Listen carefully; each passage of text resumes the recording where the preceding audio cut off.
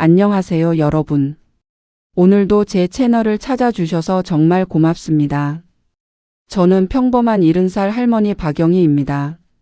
남편을 일찍 떠나보내고 세 자녀를 혼자 키워낸 이야기, 그리고 최근에 겪었던 뼈아픈 가족 갈등과 그 해결 과정을 여러분께 털어놓고 싶어서 이렇게 영상을 준비했습니다. 혹시 저와 비슷한 상황에 계신 분들이나 자녀 문제로 고민이 많으신 분들께 조금이라도 도움이 되었으면 하는 마음입니다. 먼저 제 이야기를 간단히 말씀드리자면 저는 남편이 40대 중반에 갑작스럽게 세상을 떠난 후 홀로 아이들을 키웠습니다. 큰아들, 둘째 딸, 막내 아들 이렇게 셋인데요. 정말 힘든 시절이었지만 그래도 모두 대학까지 보내고 결혼까지 시켜드렸습니다. 나이가 들어서는 건강도 많이 안 좋아졌고 특히 몇 년 전부터는 당뇨와 고혈압 때문에 정기적으로 병원을 다녀야 하는 상황이 되었습니다. 그런데 정말 예상치 못한 일이 벌어졌습니다. 평소에 연락도 별로 없던 막내 아들이 갑자기 집에 나타나서는 엄마, 이 집은 제 몫이에요 라고 하면서 상속 이야기를 꺼내더군요. 처음에는 농담인 줄 알았는데 며느리까지 나서서 어머니, 저희가 앞으로 간병을 책임질 테니까 집 명의를 저희 앞으로 바꿔주세요 라고 하는 게 아니겠어요. 사실 그동안 저를 가장 많이 돌봐준 건 둘째 딸이었습니다. 큰아들은 서울에 살면서 명절이나 제삿날에만 얼굴을 비추고 평상시엔 안부 전화도 거의 하지 않았어요. 반면에 둘째 딸은 차로 1시간 거리에 살면서도 거의 매일같이 저를 돌보러 왔습니다. 병원 갈 때마다 데려다주고 약 챙겨주고 집안 청소까지 도맡아서 했죠. 막내 아들은 가끔 전화로 안부나 묻는 정도였습니다. 그런데 막내 며느리가 정말 어이없는 소리를 하더라고요. 언니는 딸이니까 친정 돌보는 게 당연하고 저희는 아들이니까 재산을 물려받아야 한다는 식으로 말이에요. 더 놀라운 건 동네 사람들한테까지 가서 큰아들, 큰딸은 어머니를 전혀 돌보지 않는다. 우리만 간병하고 있다는 거짓말을 퍼뜨리기 시작한 거였습니다. 처음에는 그냥 무시하려고 했어요. 하지만 며느리의 행동이 점점 도를 넘더라고요. 제가 몰래 적어놓던 간병 일지를 찢어버리고 병원에서 받은 약 봉투들도 감춰버렸어요. 아마 증거를 없애려는 속셈이었던 것 같습니다. 그리고 동네 사람들한테는 계속해서 우리만 어머니를 돌본다는 거짓말을 하면서 여론을 자기들 편으로 만들려고 했죠. 그때 정말 마음이 아팠습니다. 내가 평생 키우고 사랑했던 자식이 이럴 수가 있나 싶어서 밤에 혼자 많이 울었어요. 하지만 저도 만만한 사람이 아니었습니다. 젊었을 때 혼자서 아이들 키우면서 온갖 어려움을 겪어봤기 때문에 이런 상황에 대처하는 방법을 알고 있었거든요. 사실 며느리가 간병 일지를 찢어버리기 전에 저는 이미 그 내용들을 모두 복사해서 따로 보관해 놨습니다. 그리고 병원 진료 기록, 약국에서 약을 사간 영수증들, 둘째 딸이 저를 돌보면서 쓴 교통비 내역까지 꼼꼼히 챙겨뒀어요. 통장 거래 내역을 보면 언제 누가 저를 위해 돈을 썼는지도 다 나와 있었고요. 더 중요한 건 동네 사람들이 진실을 알고 있다는 거였습니다. 막내 며느리가 아무리 거짓말을 해봤자 매일 아침 저녁으로 둘째 딸이 차를 타고 와서 저를 돌보는 모습을 모든 이웃들이 봤거든요. 마을회관 앞을 지나갈 때마다 어르신들이 딸이 참 효성스럽다고 칭찬해 주시곤 했으니까요. 그래서 저는 결심했습니다.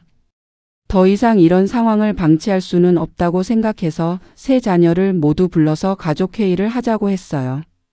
큰아들은 서울에서 내려와야 했고 둘째 딸은 평소처럼 바로 달려왔고 막내 아들 내외는 뭔가 승산이 있다는 듯이 당당하게 나타났습니다. 가족회의 날 저는 평상시보다 일찍 일어나서 정성스럽게 음식을 준비했습니다. 아무리 속상해도 내 자식들인데 배고프게 할 수는 없잖아요. 하지만 마음 한편으로는 오늘 이 자리에서 모든 걸 정리하겠다는 각오를 단단히 했습니다. 막내 며느리는 여전히 자신만만했어요. 어머니, 이제 정식으로 이야기해 봅시다. 저희가 앞으로 어머니를 모실 테니까 집 명의를 저희 앞으로 해주세요.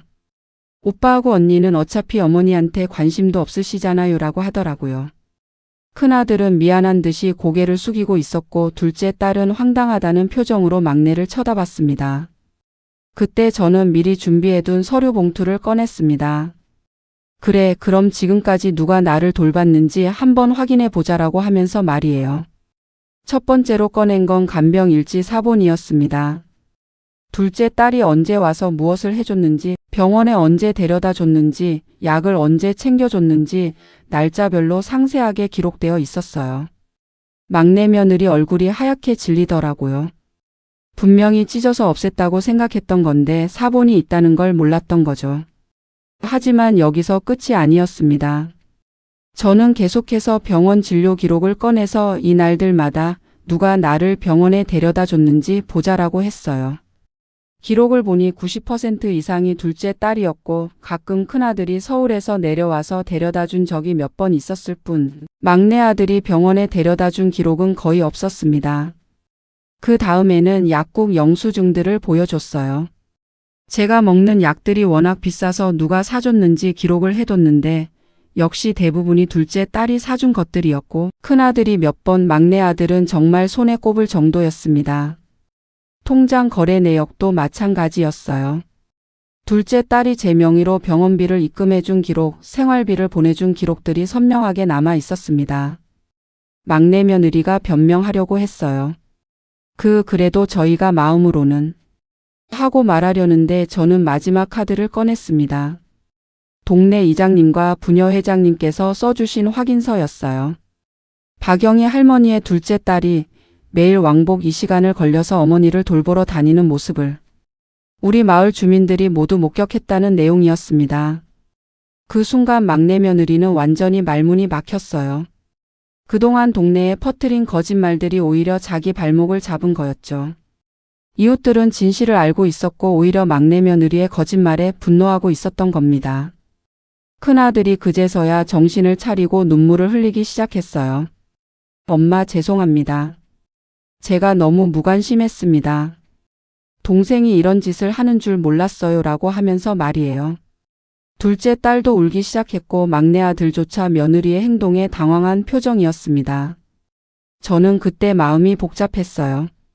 한편으로는 진실이 드러나서 시원했지만 다른 한편으로는 이런 일로 가족이 갈라져야 하나 싶어서 마음이 아팠습니다. 하지만 이참에 확실히 정리하고 넘어가야겠다고 생각했어요. 얘들아, 나는 아직 죽지 않았다. 그런데 벌써부터 재산 이야기를 하는 게 어떻게 생각하느냐라고 말했습니다. 그리고 제가 이미 준비해 둔 게 있다고 했어요. 며칠 전에 공증사무소에 가서 유언장을 작성했다고 말이에요. 사실 막내 며느리의 행동을 보면서 이런 일이 또 생길 수도 있겠다는 생각이 들어서 미리 법적인 장치를 마련해 둔 거였습니다. 유언장 내용은 간단했어요. 내가 살아있는 동안 나를 정성껏 돌봐준 자녀에게 집을 물려준다. 단순히 혈연관계나 성별로 결정하는 것이 아니라 실제로 효를 다한 사람에게 준다는 내용이었습니다. 이 말을 듣자 막내 며느리가 발끈했어요. 어머니, 그럼 아들은 뭐가 됩니까? 전통적으로 집은 아들이 물려받는 거 아닌가요? 라고 하더라고요. 하지만 저는 단호했습니다. 전통이라는 게 뭐냐? 부모를 돌보는 게 전통이지 돌보지도 않으면서 재산만 물려받겠다는 게 무슨 전통이냐라고 대답했어요. 그러자 큰아들이 나서서 엄마 말씀이 맞습니다. 저도 반성하겠습니다. 앞으로는 제가 더 자주 내려와서 엄마를 돌보겠어요 라고 했어요. 둘째 딸은 엄마, 저는 재산이 목적이 아니었어요. 그냥 엄마가 건강하시면 되는 거예요 라고 하면서 울었습니다.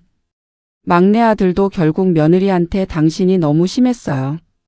형하고 누나한테 미안합니다 라고 하더라고요.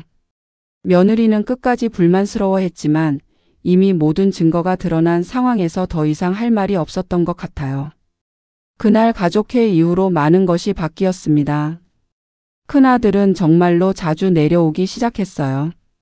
적어도 한 달에 2번은 와서 안부를 묻고 병원에도 데려다주고 필요한 것들을 사다 주었습니다. 막내 아들도 예전보다 훨씬 자주 연락하고 며느리 없이 혼자 와서 저를 돌보는 일이 늘어났어요.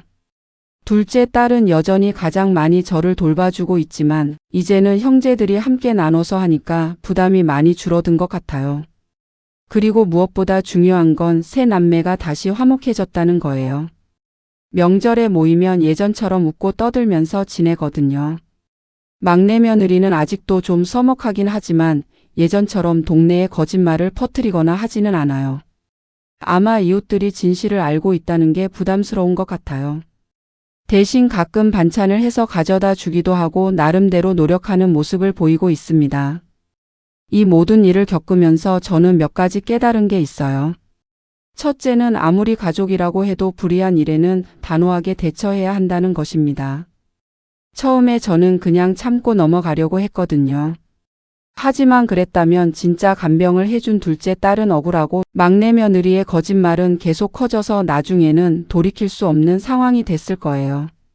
둘째는 증거의 힘이 정말 중요하다는 것입니다. 만약 제가 간병일지나 영수증들을 보관해 두지 않았다면 아마 막내 며느리의 주장에 힘이 실렸을 거예요.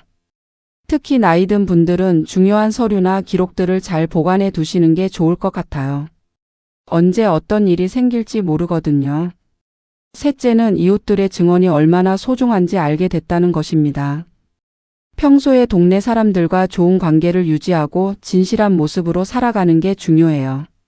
진실은 언젠가는 드러나게 되어 있거든요.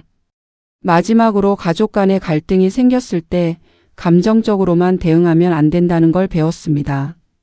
저도 처음에는 너무 화가 나서 막내를 아예 인연을 끊어버릴까 생각했었거든요. 하지만 차근차근 증거를 준비하고 냉정하게 대처한 덕분에 오히려 가족이 더 돈독해질 수 있었어요. 물론 이 과정이 쉽지는 않았어요. 밤에 혼자 있을 때면 내가 뭘 잘못했나 싶어서 자책도 많이 했고 이런 자식을 키운 내 잘못인가 하며 괴로워하기도 했습니다. 하지만 포기하지 않고 끝까지 진실을 밝혀낸 덕분에 지금은 모든 자녀들과 좋은 관계를 유지하고 있어요. 지금 저와 비슷한 상황에 계신 분들께 몇 가지 조언을 드리고 싶어요. 먼저 절대로 혼자서 끙끙 앓지 마세요.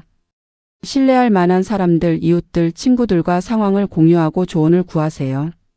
저도 동네 이장님께 상황을 설명드렸더니 많은 도움을 받을 수 있었거든요. 그리고 중요한 기록들은 반드시 보관해 두세요.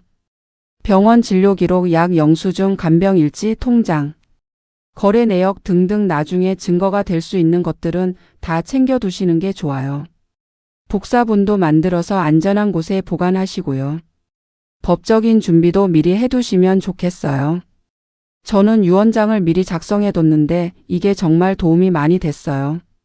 공증사무소에 가서 전문가와 상담 받아보시면 자신의 상황에 맞는 방법을 찾을 수 있을 거예요.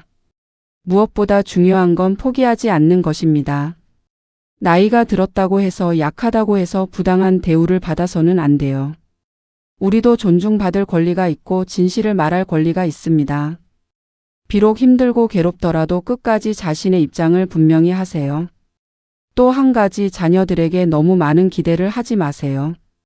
물론 효도는 당연한 일이지만 자녀들도 각자의 삶이 있고 어려움이 있어요. 대신 실제로 도움을 주는 자녀에게는 그만큼의 보답을 해주는 게 공정한 일이라고 생각해요. 지금 돌이켜보니 이 모든 일이 오히려 우리 가족에게는 전화위복이었던 것 같아요. 만약 이런 일이 없었다면 큰아들은 계속 무관심했을 테고 둘째 딸만 일방적으로 희생했을 테고 막내는 나중에 더 큰 문제를 일으켰을지도 모르거든요. 이참에 모든 게 정리되고 각자의 역할이 분명해진 거죠. 요즘 저희 집 분위기는 정말 좋아요. 새 자녀가 돌아가면서 저를 돌봐주니까 제 건강도 많이 나아졌고 무엇보다 마음이 편해졌어요. 예전에는 내가 이렇게 늙고 병들어서 자식들에게 짐만 되는구나 싶어서 우울했는데 지금은 내 자식들이 이렇게 착하구나 하며 감사한 마음으로 지내고 있습니다. 물론 아직도 가끔 마음 한구석이 아픈 건 사실이에요. 내가 평생 정성껏 키운 자식이 나를 이용하려 했다는 사실이 완전히 지워지지는 않거든요. 하지만 그보다는 결국 모든 자녀들이 정신을 차리고 화목한 가정을 만들어가고 있다는 게 더 큰 위안이 됩니다. 여러분도 혹시 비슷한 상황에 계시다면 절대 포기하지 마시고 현명하게 대처하세요. 그리고 무엇보다 자신을 사랑하고 소중히 여기세요. 우리가 평생 자녀들을 위해 헌신했듯이 이제는 우리 자신을 위해서도 당당하게 살아갈 권리가 있습니다. 마지막으로 이런 개인적인 이야기를 들어주셔서 정말 감사드려요.